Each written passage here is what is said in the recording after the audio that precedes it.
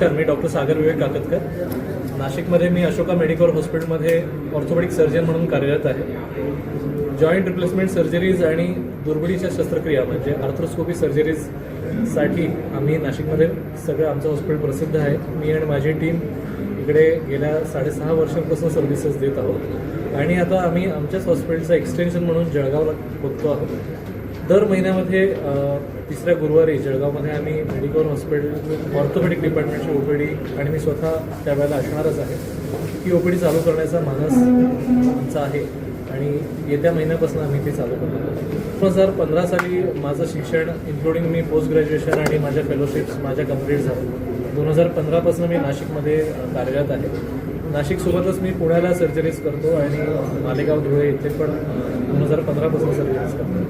Piyush hospital ring road जळगावला. पीयूष तिसऱ्या गुरुवारी सकाळी ओपीडीला साधारण 10:30-11 वाजेपर्यंत पण साधारण 550 रुपये हे फर्स्ट कन्सल्टेशन असेल. जॉईंट रिप्लेसमेंटमध्ये आपण खुबा आणि गुडघा हे दोन्ही रिप्लेस करतो पायांमध्ये. खुब्याच्या रिप्लेसमेंटला आम्ही फक्त इम्पोर्टेड सांधे वापरतो आणि त्याच्याने साधारण 2 लाखापर्यंत एका खुब्याचा सर्व खर्च होतो मेडिसिन वगळता. आणि गुडघ्याच्या सर्जरीचं आपण बघितलं तर 1,75,000पर्यंत हे आमचं नी रिप्लेसमेंटचं पॅकेज आहे. नाही, आयुष्यमान भारतमध्ये ह्याच्यातली कुठली सर्जरी अजून कव्हर केली जात नाही मेडिकल हॉस्पिटल. मुख्यमंत्री सहायता निधीमध्ये नक्कीच याच्यामध्ये आपल्याला सर्जरीज करून घेता येतात की ज्याच्यामध्ये बऱ्यापैकी अमाऊंट हे पेशंटच्या खर्चातलं शेअर केलं जातं आणि त्याचा कित्येक रुग्णांना फायदा झाला आहे. ते जवळजवळ सगळे मेडिक्लेम्स कॅशलेस आहेत.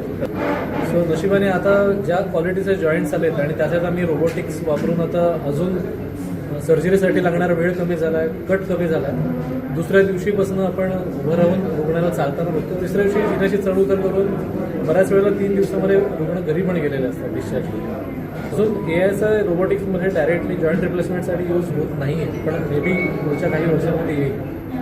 आपण ते सर्जरी केलेली कोणती आता आपले जे रुग्ण आहेत इकडचे मी ज्यांना आज मला भेटायला होते ओपीडीसाठी यांचं हिप रिप्लेसमेंट मी केलं आहे. त्यांचा आज 16वाच दिवस आहे. ते आरामात जिना वगैरे चढत आहेत, उतरत आहेत. सो आता मी म्हणत तसं की हिप रिप्लेसमेंट किंवा नी रिप्लेसमेंट सर्जरीजमध्ये सर्जनपेक्षा किंवा टेक्नॉलॉजीपेक्षा त्याच्यातले जे काही कट्स ज्या पद्धतीने घेतो ह्याच्यात खूप वेगवेगळ्या पद्धतीने कट्स घेणं आता चालू झालं.